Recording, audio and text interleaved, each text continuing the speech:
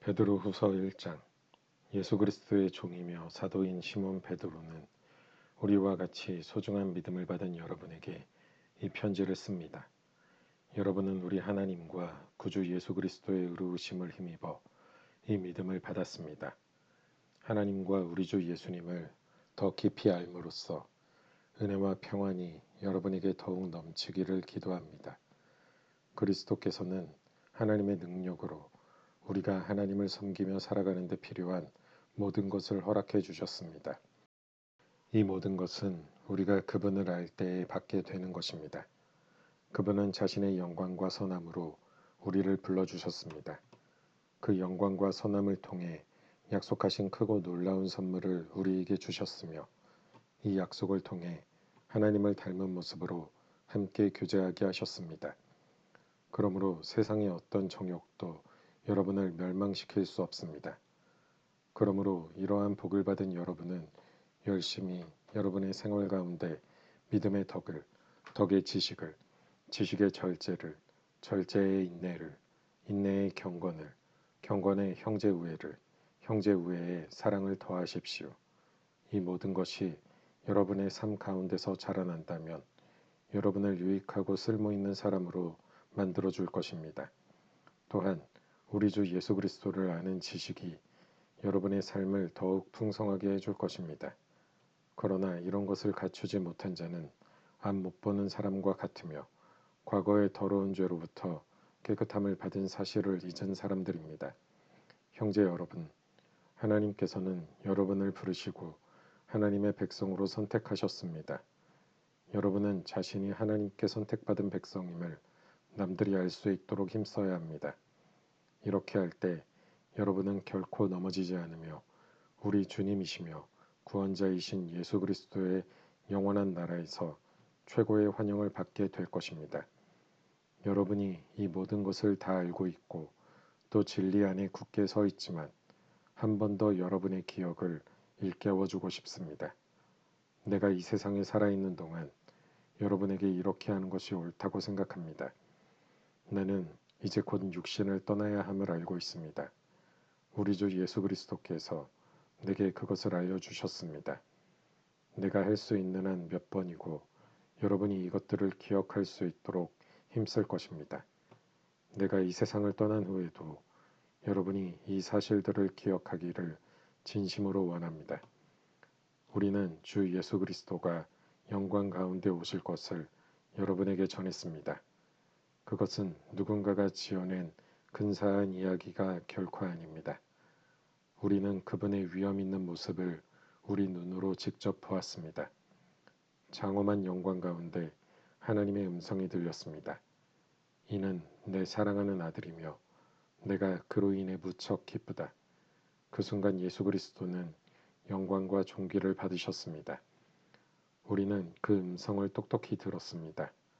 거룩한 산에서 예수님과 함께 있었을 때 들은 그 음성은 분명히 하늘로부터 울려온 것이었습니다. 이렇게 해서 우리는 예언자들이 전한 말씀을 보다 확실히 믿게 되었습니다.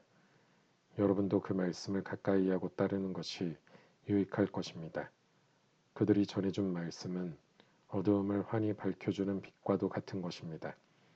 그 빛은 여러분의 마음 가운데 동이 트고 아침 샛별이 환히 떠오를 때까지 여러분의 마음을 밝혀줄 것입니다. 그러므로 분명히 이 사실을 기억하십시오. 어떠한 예언의 말씀도 예언자가 마음대로 해석해서 기록한 것이 아니며 사람의 뜻대로 말하고 싶은 것을 적어 놓은 것도 아닙니다. 그들은 성령의 감동을 받아 하나님의 말씀을 적어 놓았습니다.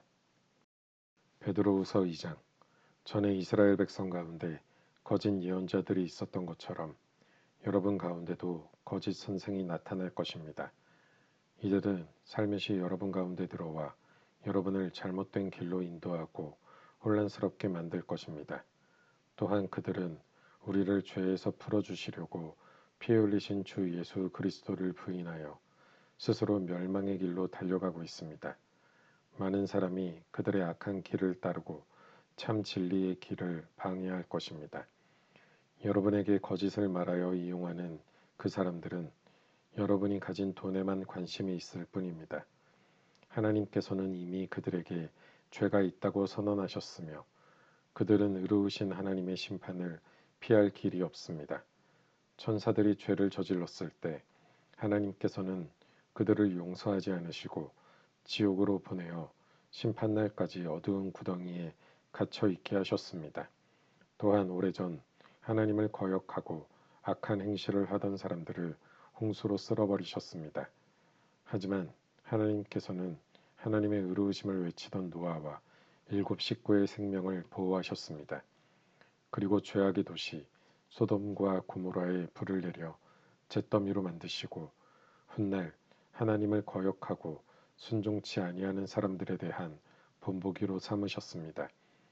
그러나 하나님께서는 그 가운데서 롯을 구원하셨습니다.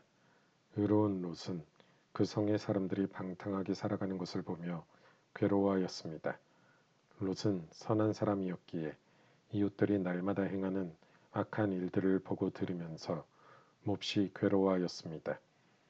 하나님께서는 경건한 사람을 어떻게 구원해야 할지 아시고 큰 어려움이 닥칠 때 구원해 주십니다. 그러나 악한 사람은 심판날까지 계속 벌어질 것입니다.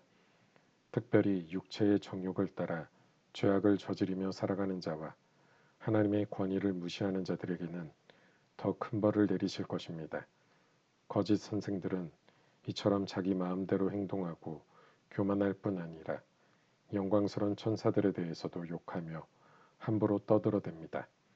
그러나 하늘에 있는 천사들은 그들보다 더 큰 힘과 능력을 가졌지만 하나님 앞에서 그들을 헐뜯거나 욕하지 않습니다. 이 거짓 선생들은 알지도 못하면서 욕하고 떠들어댑니다. 이들은 잡혀 죽기 위해 태어난 생각 없는 짐승 같아서 결국 멸망하고 말 것입니다.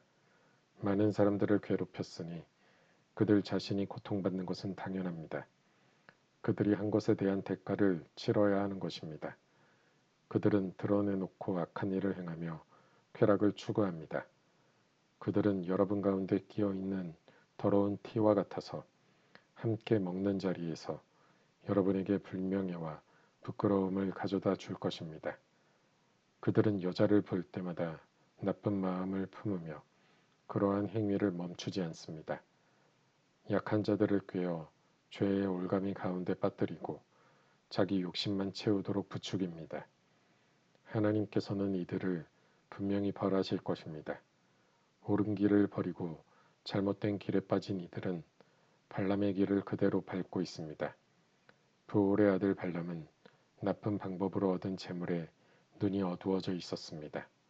그러나 발람은 자기가 저지른 죄 때문에 꾸지람을 받았습니다. 나귀는 말 못하는 짐승이었지만 사람의 소리로 말하여 이 예언자의 미친 행동을 막은 것입니다. 또한 이들은 물 없는 샘이나 마찬가지이며 바람이 부는 대로 밀려다니는 구름과도 같습니다.